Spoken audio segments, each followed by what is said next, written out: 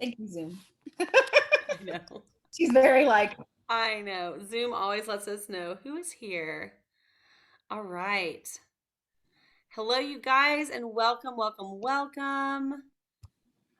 We feel free if you have any questions along the way to drop stuff in the chat, but we're going to stay muted for now just so we can hear Rachel's whole story. She is absolutely amazing. If we have never met before, which I'm pretty sure we have, but if anyone's catching this recording on the off chance they haven't met me, my name is Gretchen Gegg. I'm the body freedom coach. And what that means is I help people who've been chased around by the diet and fitness industry, whether that's as a fitness professional or a person seeking fitness, and they kind of haven't found their home and they don't know why, and they feel uncomfortable when they walk in the gym, all the things. Um, you'll have a home here. You'll have a home here because we love people of all bodies, of all mindsets, of all shapes and sizes and ability levels, and we meet you where you are. And tonight, I am so stinking excited to have Rachel Lauria on our webinar. And so I met her. This is kind of a weird meeting story. I met her on another webinar that we were both on together and interviewed, and there were a couple other people, but everything out of her mouth just like struck the right chord with me. I was like, this girl knows my brain, knows my love, has the same feelings, and she's in the fitness industry. And to find two people that actually have a passion about body freedom and just kind of expressing yourself and loving your body as hard as it is, and I'll let her get into that. Um, no matter what, it's hard to find. So, Rachel, welcome, welcome, welcome, and I would love it if you would tell us a little bit about yourself, your business, to kick it off. awesome. Hello, everyone. So, yeah, I'm Rachel Lauria, and I'm actually been in the fitness industry for almost 10 years. I've been a dancer for way longer, since I was like 3 or 4. So, about 20, I don't know how many years now, more than 20 years. But that's my passion. And of course, most dancers, moving to New York or doing any of that, I found fitness. So, I became a fitness instructor back in 2015. I have to remember the dates. But yeah, so now I am the founder and CEO of Believe to Achieve Fitness, which is my own brand that promotes a body loving, body inclusive environment for all fitness levels. We have fitness programs that are tailored to all different things. We have personal training, all of that to just incorporates allowing everyone to have a place to be and come and feel comfortable and not be intimidated, because it can be you know it can be that way in this lovely industry that we're in. So but yeah, it's sort of been an amazing journey to create B2A. That's kind of the thing that we go by, and Way to Dance, which is our signature program. And it's just a passion of mine, and I love helping people and showing people that there is a way to love fitness without it being about weight loss, and without it being about I'm supposed to look a certain way, or I need to do this because I need to be this way, versus finding just that love for your body and the joy of working out for the joy of it, because that's what it should be, and that's when you're going to really see the health benefits. So that's kind of like how I got into it. And I truly found it through Beachbody. I was in a test group and I was working with Sean T, and he's the one who introduced me to a dance fitness program.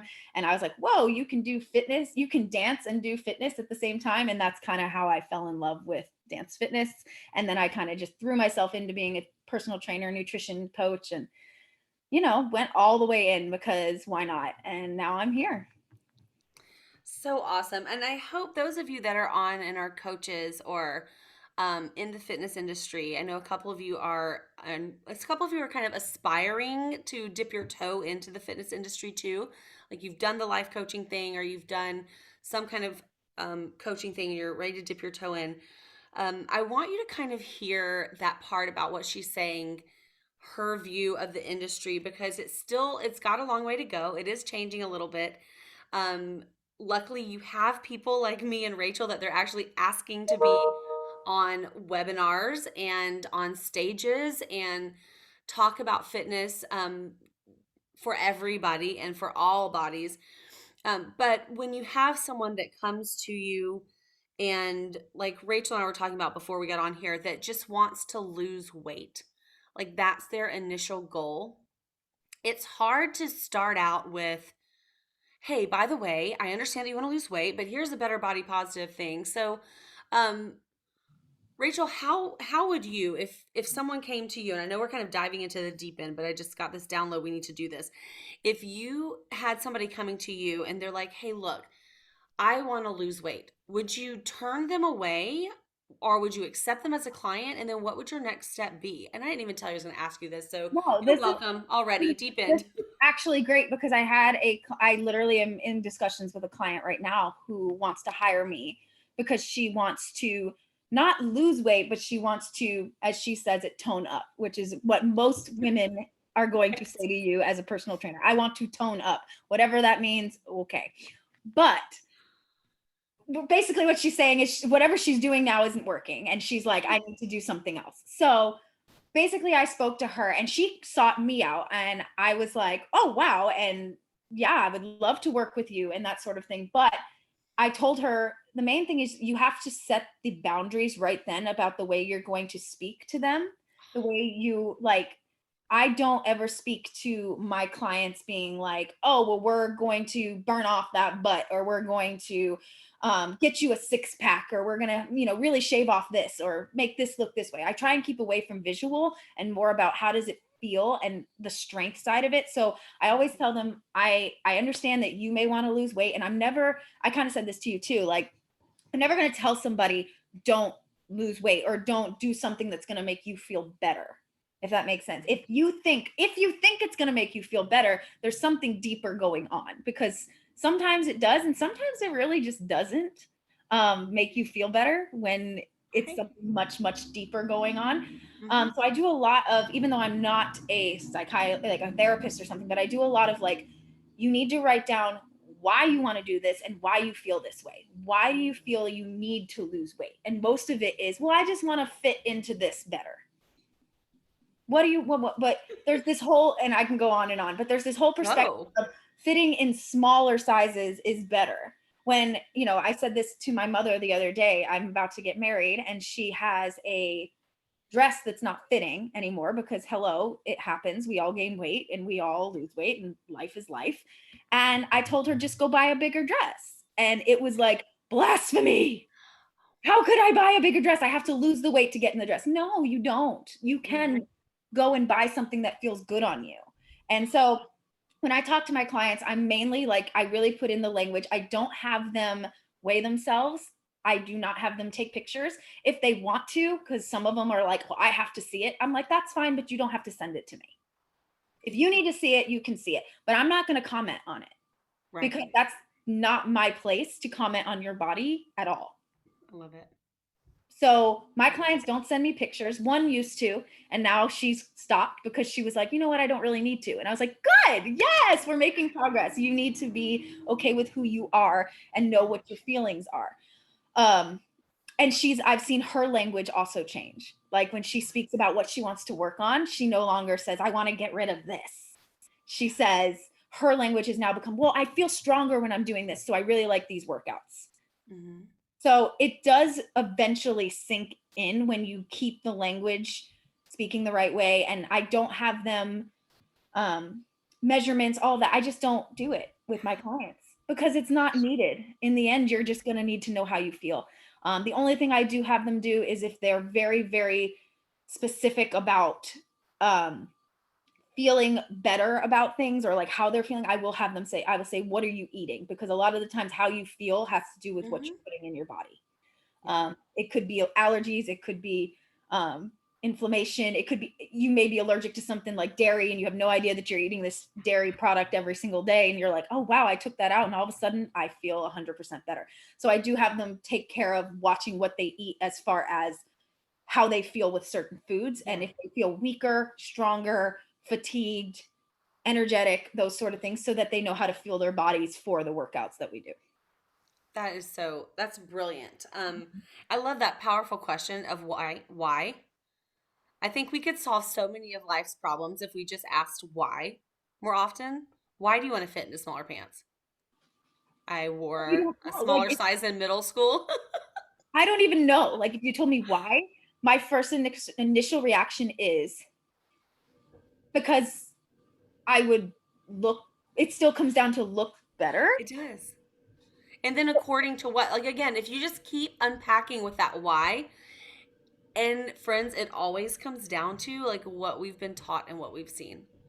And so I think like as women too, there's all women here. So if you're a guy watching this, it's fine. You can do this too. But the way that we talk helps future generations because it does. It all comes from what we've seen and what we've created, unfortunately. Um, but so we talk about weight loss and kind of how you view it now, but I know you have a backstory with weight loss, and I'd love if you would share it with this group. Yeah. I have about 300. I'm just kidding. How many stories do you want of weight loss? Pick the big ones. I have yo-yo dieted my entire life. I've been on at least 20 diets since I was the age of 8 years old. And I know this because I had to write them down as an exercise for myself. And that's when things really hit home. But that just shows you going up and down with weight is going to be normal. You're never going to, Right. it does. It's a big, big thing. So at the age of 8, I started dieting. And then when I got to the age of 22, I had already lost and gained throughout my entire elementary, middle school, high school careers. Worked at Disney. They told me same thing. You need to lose weight. So this whole like thing of you'll never be successful until you lose weight was in my head. As a dancer, I was told many of times by dance instructors, by casting directors, by teachers that, hey, you need to lose weight or you're not going to be successful in this business. So of course that was a huge trigger for me is weight equals success, thin equals success, which is very tough. But I found Beachbody in 2014. Oh gosh, I need my dates to be better. 14 or 15, one of those. Right out of that, I became an instructor. So 2015. I tried out for a test group. I was at my heaviest weight. I was at 265 pounds, and I'm only 4'11". I'm tiny. Okay. So at that point, my friends I was so depressed. I was so like, I'm never going to lose weight. I had just gone through a major blood clot in my left leg. I had a DVT. I was told I wouldn't dance again. There was so much in here that I just felt like there was only one thing to do, and that was to lose weight. Now, I know where you're like, oh, wow, Rachel's going to say that everything was great and she lost weight in life. Well, guess what? It did. But I did the test group. I got hired, and they actually thought that I was too big to be a part of it because they didn't think someone at my weight could dance with Shanti. That's the first thing. Now they're expecting me. Yeah, isn't that nuts? Yeah, that's crazy. Too big. So now there's too big and too small. First off, why are we even in that situation? I start the program. I lose 100 pounds. I started out losing about 74. I lost it in 10 months, which 100 pounds in 10 months is not healthy. Crazy. Very quickly. They had me on a meal plan. They had me working out every day. And this has nothing to do with me shaming Beachbody at all. Like, I am very close with Shanti. I'm very close with all the people of them. Like, this was just how they ran it before we gotten into the industry kind of changing. They did test groups. They would test the products and we would go from there. So I was their success story. After I had lost 74 pounds, you'd think, wow, 74 pounds, right, Rach? No, they said, can you hit 100? And at that point, I started into the second test group. And that was when it got a little funky because they were weighing me every week. They were taking pictures every week. And there would be weeks now, you got to remember, after you lose a certain amount of weight, your body's going to go into starvation mode. And it's going to say, hey, I don't want to get rid of any more fat because if you go any further, I have no nutrients to keep me alive. So again, our bodies are constantly fighting us with that, which is why weight loss is such a weird thing because our bodies naturally are going to be at a set point that they want to be at. Right. To survive and be healthy. That's a whole other thing. Science behind it. Yeah, that's a whole another webinar. And it is set point, yes. And they kept saying, well, you can, when I didn't lose, there was this disappointment in their faces, or they'd be like, why didn't you lose weight this week? I don't know. Did you eat what was in the bag? Because they used to give me a bag of food. I did eat what was in the bag. I ate everything. I didn't cheat. I worked out double because I was trying to lose weight more, and the weight just would not come off. By the 2 weeks before my photo shoot, they put me on something called the Bodybuilder Diet, which was where you eat carbs one day, all protein the next day, and then you drink 2 gallons of water a day, and then the last 2 days you don't drink any water. So what that does is it shrinks, Yeah. it makes you go, so you see every muscle. It's what they do when I was they go about to say, that's legitimately the diet that you would go on if you were about to do one of those like spray tan bikini contests.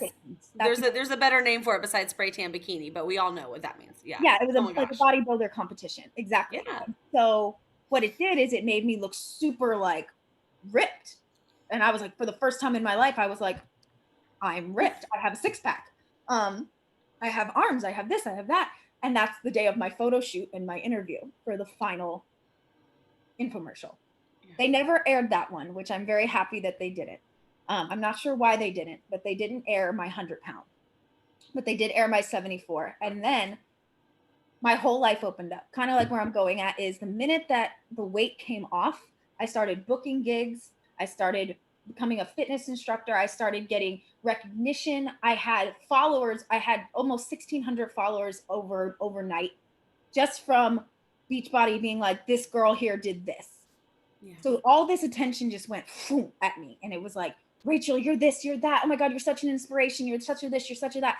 So naturally, I was like, I have to be this person for people. And I kept pushing and pushing and trying to lose more. I had already lost 100 and I'm trying to lose more. And I put myself into adrenal fatigue. I put myself into very unhealthy habits where I was working out, not eating, because I thought if I gained 5 pounds, that you could see it and people weren't going to want to talk to me anymore, or they weren't going to, my business would suffer, or I wouldn't book this gig because everyone only saw the exterior. And it took another year or two, and it took my fiance and I going through like me just letting myself like be happy and kind of like let my body do what it needs to do. And it started slowly gaining the weight back. And I saw all those opportunities slowly shift away. And I was like, wow, I have now been on both ends where my life felt grandiose when I was thin. And when I was bigger, those opportunities weren't there for me as a dancer anymore. Or as a fitness professional, I started getting turned away from jobs, literally turned away from jobs, telling me, you don't look like a trainer, without even letting me audition. You don't look like a trainer. But I physically could do everything a trainer could do. And my knowledge base was just as good. Yeah. You don't need me to be pushing out 30 push-ups in a minute if I can teach you how to do it, because I know how to do it. And so my whole shift of spectrum started about 2 years, 3 years ago, where I just was like, why is there so much emphasis on this? And how can I change the industry? Like that was my new goal, is how can we stop this stuff from happening?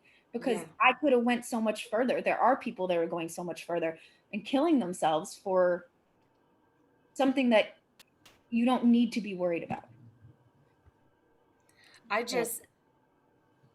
The most beautiful part of that story is when clarity came in, because I talked to my clients, and especially the people that I work with over a year. We're about to enter into this phase of clarity in January. But when the clarity came, you shifted up. Yes. To how could I change the industry? And I think sometimes when that happens, probably to a lot of people, because you're probably not the only person that's happened to. Oh, I'm 100% know this is not. Right. And many people, when they saw that, like, this is what the industry is. If you gain weight, or if you're not going to fit into our bubble, we don't want you. That's the industry. And so when so many people see that, they just leave the industry. And what is just, I mean, I could like stand up and give you a standing ovation here, because I think it is such a hard thing. There's very few of us doing this. Is you saw what was going on in the industry and you dove in. Like what clarity told you was, this is going to be really darn hard, and you didn't shy away. And we could even make the argument like, hey, maybe all that stuff that you went through with Beachbody, as much as it was like hard on you, is like, if I can do that hard stuff, I can do this other hard stuff. And I'm very thankful to them for putting me where I am today. Yeah. And like, again, it was just how things were run. They don't run things that way anymore. Thank God. Right. you know, but it was just how I didn't realize the harm that it did to me mentally, because at that point, any bit of weight gain felt like I was failing, even if it was 10 pounds, which really doesn't make that big of a difference. But to me, I was just in a bad place. The fact when you look at yourself and you look at yourself in the mirror and you are literally picking at every little thing that you think is wrong, there's something deeper, because you shouldn't feel that way. And I had to come to terms with that. And I'm lucky I had a community of people that helped me be there. I have a lot of friends that also went through the same thing with me, where we lost and saw all this grandiose life of things just opening up, and then we started to gain, and then we saw it leave, and we were like, we're done. Yeah. This got to stop. This has to change, Yeah. because no one, and luckily, like you said, we're changing a little bit, but there's still so much to be done. So Yeah. much to be done. Yeah, and I agree. We can't, and we can say Beachbody because that's your particular story, but I think the bigger picture is the fitness industry, because that's 100% where it was. I mean, you and I talked before this about different times trying to get in as a presenter, and your knowledge base was never looked at. It was your physicality and like what you were actually doing versus years of experience. Yeah. And I do think you're right. I think it's changing a little bit. Itty bitty. And and before before we kind of talk about that a little bit, or maybe we won't even go there, but um, now that you said you've done the work, and I thought it was really interesting. You're like, so I worked on being happy, which isn't that crazy. Like, oh, so in order to like figure it out, I had to work on being happy, of course, because that's really what it boils down to. But do you find yourself now being happy with your body all the time? No. And I how do you navigate those days? Like, I talk about it as a spectrum. Body shame is down here, body positivity or body love really is up here, and this body neutrality is in the middle, but it's still a spectrum. Like, we're still like sliding back and forth on this all the time. So how do you navigate that? What are your tricks?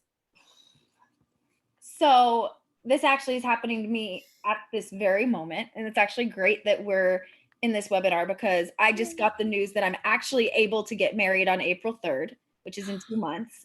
We pushed it back 4 times. Now, my brain, the first thing that came into my brain was, oh my gosh, should I lose weight to look better in my dress? Now, Isn't that crazy? It's habit though. It's habit. I did it when I got married.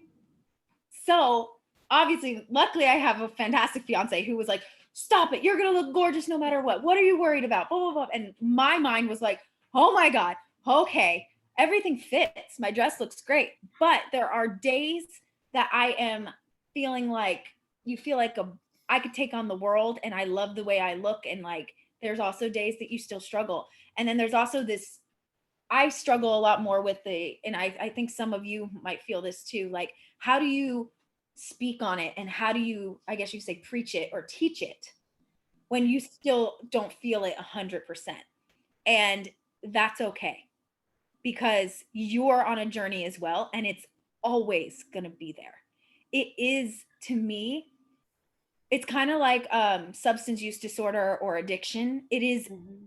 It is a disease. It is something that the world has put inside of our minds. It's almost like brainwash. And it's very hard to tell that little part of yourself, even if it's a 2% part, and you've done so much work and you're like, I am 98% body love. I'm all the way up here. There is still that 2% that's like, are you?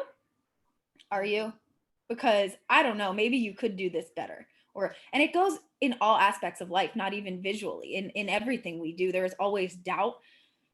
But you got to remember that it's going to make you human, and it's going to Mhm. make you relatable to your clients, to who you are speaking to. Because if you don't have that, how are they going to learn? Because like I said, I teach my clients very much. I'm very open with them. Like, I'm like, listen, I'm having a bad day. I feel like I need to work out. I feel like I need to do this. And you know what they say to me? Rach, you don't need, come on, you're fine. You look great. What are you worried about? Like, don't even, and in the end, they're helping me, because I'm so open about everything. And so it's finding that relationship with clients and knowing that you're human and you cannot let that negativity pull you down and keep you from your purpose. And you are going to have up days and you are going to have down days, and that's okay. That's okay. Write it down, put it in a journal. Write down, why am I feeling this way? What happened that triggered this thought? And it could have been something so simple as watching a TV show or a commercial, and you're just like, maybe I should try Noom. Nope, we're not going to try Noom, Rachel. You just saw 300 ads, but you're not going to try it because that's not what you need. Right. Like, it's just about remembering the why. Again, remembering the why do I feel this way? Take it back to the root. What told me, and I always have to remember myself, society told me I'm not successful if I am not thin. That's my trigger. Well, okay, you define your own success. Everyone here defines what success means. And that's something that also took a long time to learn. Success does not mean fame. Success does not mean a lot of followers. Success does not mean that I look like Jennifer Aniston or whatever. Success is you defining what that is. Yeah. And when you feel that, that's success. When you go, oh, I did that. That's success. So absolutely. Yeah. Absolutely. I love that. Because to me, sitting down with a fitness professional, having a conversation about body freedom in the fitness industry, that feels like success. I mean, and I know it's like a baby step. It's creaking the door open. It's like but what's interesting, Rachel, is like looking at who's here. These are all people who are wanting to coach and help. And that's what we need. And that's who we're talking to. We need more people that are willing to put, and it's a vulnerable position to be in. Yeah. Because you're putting yourself out there to be like, let me help you. But I also have I have my own troubles and journey that I'm going through. Right. Yeah. So it's hard to just put yourself out there, but you also have to know that the people that are supposed to be your clients will be your clients. Yeah. People that are supposed to have, Carrie Underwood's fitness app are going to have Carrie Underwood's fitness app. Does she have a fitness app? She does. That's a whole other thing. I was so upset when she got one. I love Carrie Underwood. Don't get me wrong. She's fantastic. I love her as a singer. But I was like, why do you have a fitness app? But I don't need her to teach me anything about fitness. I was like, what? But she's a fantastic singer. So whatever. But the people that need that are going to go there. The people that need you are going to come to you. Yes. And that may not be 600 clients or 10, 15 clients. It might be 4 to 5 loyal clients that stick by you and you make a big difference in their life. Absolutely. And that's okay. That's okay. And like you said, success, like being here talking with all of you, I never thought I'd get to do this. Like, I love it. In my wildest, I would be like, I'm actually getting to talk on something that has hindered me in my life. And now I'm able to overcome something and help others do that. That is success. Amazing. It's amazing. So. Amazing. Well, friends, I told Rachel I wouldn't keep her here forever, but I do, if someone has a burning question, if Rachel's okay with it, especially like I love the size group we have because we could technically answer all of your questions. If anyone has a burning question, feel free also to unmute yourself. We don't need to drop it in the chat. We're real. We can just like open up. And so if you have a burning question for her, or just, have something that you need to say to her, I'm so grateful for everything she said. Like, I knew she was awesome from the one little moment we met in our little, I don't know, webinar. Our webinar about body inclusiveness. And there were like other people in there too. And, we're like fighting to get a word in edgewise. Like, but everything we said was always on the same like wavelength. And I was like, I got you. I know. We kind of came upon like a different approach. And I feel like there's a lot of like the whole like body positivity, which is great. And as I was telling her beforehand, that was my image for quite a while. And I finally dropped it because I got so sick of fighting for what body positivity really is. And I thought by calling myself that, I was going to fight for what it really is. And I just got drowned out by the noise. So we've gone with body freedom. But yeah, I'm going to say this too. I think it's also important to know that even if you're in the industry and you are not like So, a lot of people may feel like, oh, I have to be, if you're coming from the body inclusive side of things, you have to be on the plus size end of it, and you don't. You see what I'm saying? Like there can be, Totally. because there is body image like issues in people that you don't know what someone's going through. You may look at that person and be like, gosh, she's ripped, but you don't know what she's going through. No. Right? And So, I think that was part of my thing too, is I did get a lot of feedback. Like, I think I told you before, like I would get feedback from people who were like doing all plus size work, kind of like, you can't be in our club. because you weren't plus size. And it's like, Right. Which I'm like, also, where does plus size start? Like, you don't know what size pants I wear. Right. also, why do And we even call it plus size? Why do we even have to have a differentiate between the two? Why can't we just be a body? I don't know. right. And then my, like, my tiny fitness friends on the other end, I can't be in their club. Like, I don't want to be in their club. But that's a whole nother ballgame. So yeah, life is life. Every body though is a body and is worth moving. And like, if you take nothing else home, it's number one, everyone can and should move.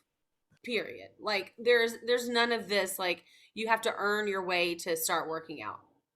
That's nothing. And both of us are very strong believers in that. And number two is always like accept clients no matter where they are, but feel free to question them and ask those, we call them powerful questions in the life coaching industry, but ask those powerful questions and get to the root of what their mind is telling them and not what the rest of the world is telling them. Yep. So it's the biggest thing. Well, thank you so much for being here. This was amazing. You're amazing. Y'all go follow her. Are you Rachel Lauria on Instagram? I can't even remember. I'm not. I'm actually, I'll put it in the chat. Okay. It's actually Rachel Size It Up. Okay, that's right. Because, and then at B2A Fitness is my, okay, cool. And the reason it's Size It Up, see, again, I started my Instagram in the middle of, did I spell fitness right? I did not. I can't right now. It's one of those days. Yeah.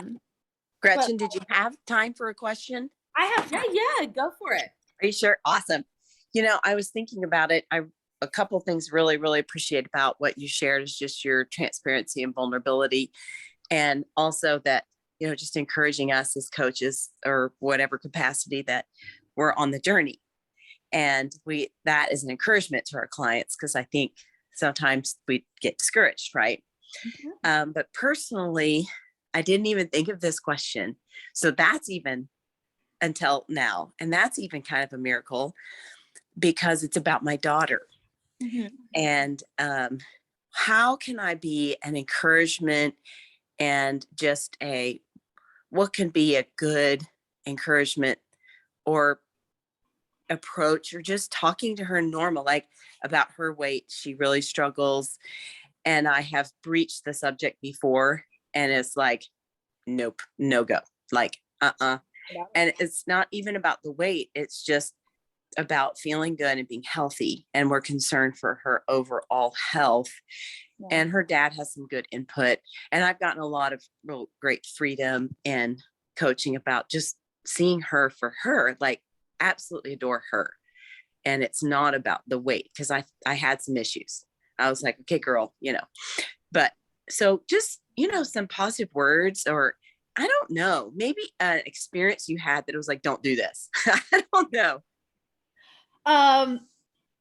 The biggest thing. So first of all, how old is she? She's 22. Okay. 22. Okay. So I actually, with my mom, and it's something I came to terms with her later in life. There was something, she was actually the one that, and my grandmother actually, that put me on diets in the first place, because I was teased and I would come home from school crying because I didn't look a certain way, or they called me fat. And so naturally, as a mother, you want to protect and you want to help. And the only thing they knew to do at that time was, well, honey, we can put you on we can lose weight. Right. Yeah. Mm-hmm. And that started the cycle at such a young age. Now, as a mom, and like you're already doing what you can to be like, we, you know, we love you for who you are. It has nothing to do with, you know, never putting value on her, on how she looks at all. As far as health is concerned, I think just finding something she enjoys doing, doesn't have to be exercise, because there's this whole other section of things where you can be healthy at any size that you are. Now, when it comes to that, you have to find we kind of touched on it, like finding the set point, finding the right foods that you're eating, what feels good, what doesn't feel good, and then as well as movement in general. Just, does she do any type of movement? Does she do any exercise, or does she like to do any of that, or is that not her? Exercise, not as much. She's pretty active. Okay. And there's a little bit of requirement at her university as well, but it's more, she'd be a hiker, or like Okay. she's taking scuba diving for her PE, you know, that kind of thing. But she and racquetball. So I mean, you know, it's more what she consumes, and that's the biggest concern. And so we really just dropped off. No reminders, no provision, no saying, oh, that's too many carbs.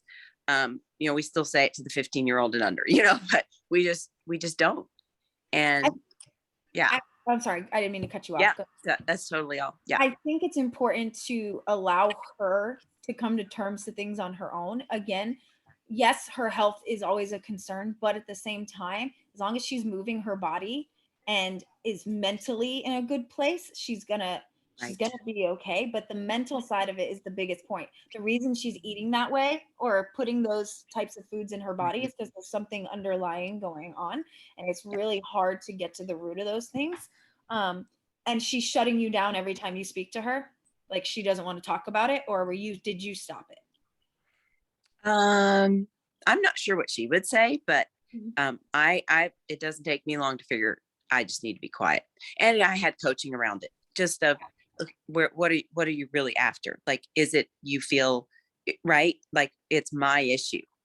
Mm-hmm. So really dealing with myself. So that has been really powerful, because I've been able to have a lot more love and compassion, and just be like, I love you so much, you know, and not seeing even her as a body. Like, it's not her, it's not even her, it's just the concern for her life and her health. But it's been really great. Yeah. So I don't know if that helps. I think that's smart. And that's something my mother had the same thing with, is my health. She's like, well, you have to be healthy. And my mom still to this day is like, she said it today on the call with me. Well, if you could lose 20 pounds before the wedding, that'd be great. Oh my God. I love my mother. Love her. But again, sometimes it just doesn't compute, you know, Mom, that's not me anymore, but okay, whatever. So as long as you as a mom are supporting her in every way possible, and you're not bringing up those things, because they may trigger more problems. For me, if my mom says that, it actually triggers more to me, because then I go, oh, I'm not good enough. She wants me to lose weight, because it'll make her happy if I look better on my wedding day. Yeah. Oh, right. I know. Right. And you are more important than she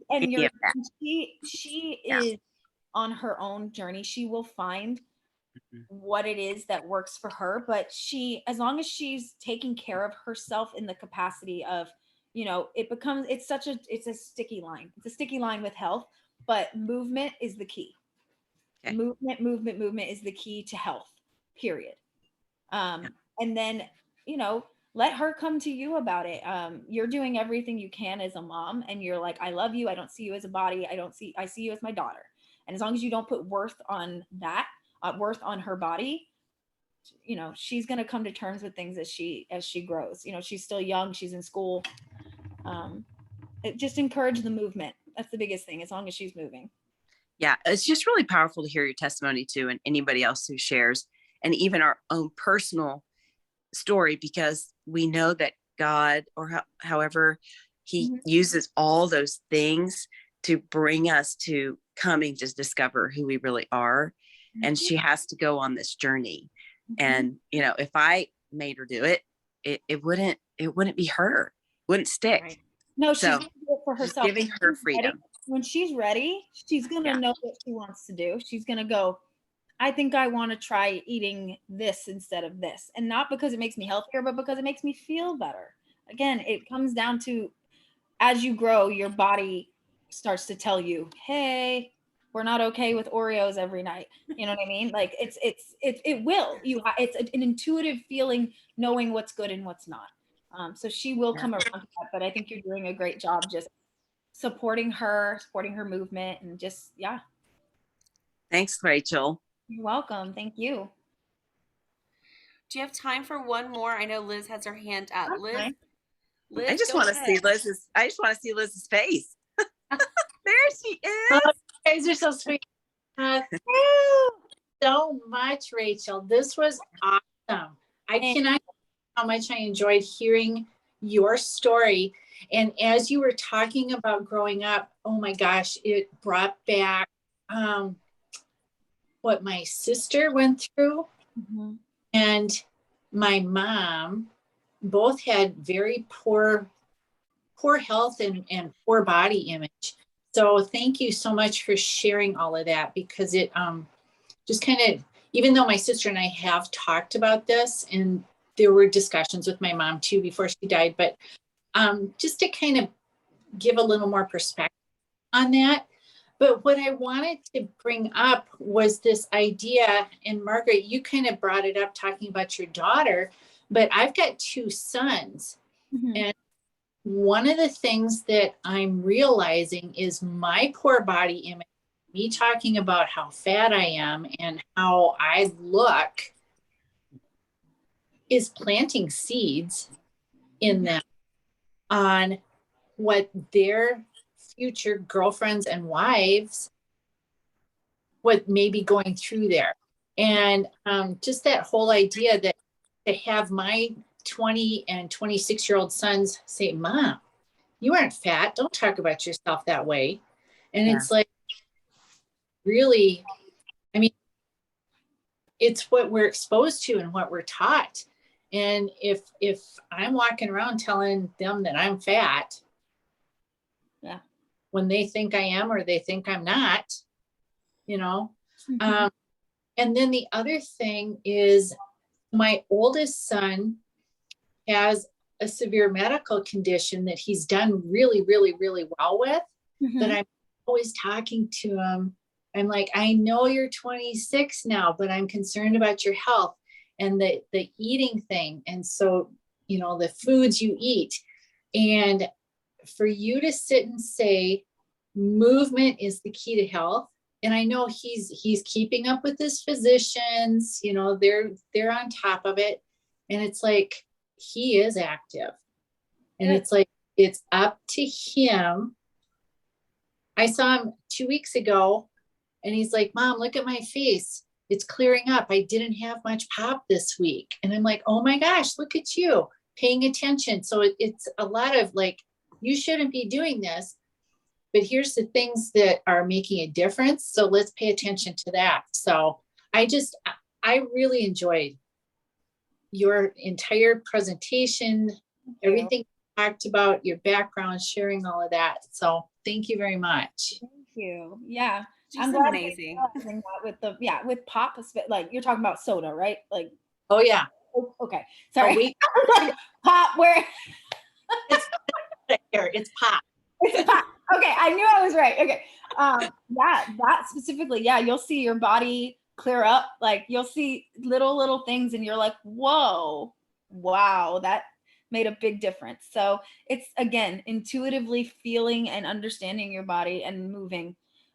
Movement can, you know, not only be a long-term lifestyle change, like to keep you moving longer when you're older, but it's also been proved to like help diabetes, to keep diabetes away, because of the amount of glucose that's, you know, released while you're going through your energy systems and stuff like that, of like working out. So as long as he's active, and he's young, so he's gonna start to find these things as he goes.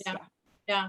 Well, and actually my sister is a type 2 diabetic and has lost 100 pounds, but she's not active. And it's like talking about her strength and her fitness and her energy levels. So trying not to focus too much on what she's eating and how she's eating and what she's not eating, versus encouraging to get stronger just so she can go for a walk. And every doctor that you see will tell you, oh, the cure for diabetes is to lose weight. Mm-hmm. That's the cure for everything. The cure for everything is lose weight. Right. Okay, right? She's like, I know. Well, and what they're seeing, like in their defense, with their little piece of paper, what they're seeing is a byproduct of increased activity and decrease in inflaming foods. It's exactly what they're seeing. And they just don't recognize it. They see the scale as, look, all of a sudden you're doing this. It's like, but I changed how I ate. So now I'm eating less inflammatory foods and now I'm moving. So naturally I'm going to be healthier. But to this day, I'm 31 years old. I go to the doctor and I'm lucky enough to have a really great endocrinologist and doctors that don't judge the outer portion of me. If they do, I leave immediately because I can't anymore. But I'm lucky that my doctors, they're like I sometimes will start to explain myself like, well, I'm active in this. And they're like, you're perfectly healthy. You're fine. What do you eat? I tell them what I eat. And they're like, oh, and they're like, well, my doctor literally said, your body's probably just happy where it is. You're healthy. What are you worried about? I was like, praise you. I'm never leaving you. You know what I mean? Like, but that's what we need is like, the numbers are there and I'm very active and I have been my entire life and I work out and I take care of myself, but my body naturally likes to be on a bigger spectrum. And that's just how it is. And man, if people, like you're talking with type 2 diabetes, if they would work out, how much easier would it be on them if they're able to maintain their blood sugar levels the way that they're supposed to without working out? Gosh, it would be an easier life if they would just walk around the block. Yeah, it really does. It makes such a big difference for diabetics, huge difference, as well as like circulation because of neuropathy and things that they get when they're older. Like, oh my gosh. Trust, there's so many health benefits to just moving. It doesn't have to be 30 minutes of insanity and hardcore lifting and this and that. It just needs to be movement. Some sort of movement that also brings you joy, I will say, is the best thing you can do. Because the joy, the movement sticks in with the mentality of it. And then the endorphins start to flow and the body starts to move. And then you're like, whoa, I feel so much better than, kicking your ass at the gym for 20 minutes and doing something you absolutely hate. Exactly. So, yeah. Well, again, you're amazing. Thank you. Yeah. You're so amazing. Listen, I'm glad I got to come on and do this. Thank you. Yes, thank you so much for being here. And if anyone is catching this at the beginning of our Body Freedom Bootcamp, this was the best introduction you could possibly have. Like we're all about finding something that's enjoyable and easy to do and just sit in a chair and move. It doesn't matter. You don't have to do burpees. I personally hate them. You can hate them too. You can hate them with me.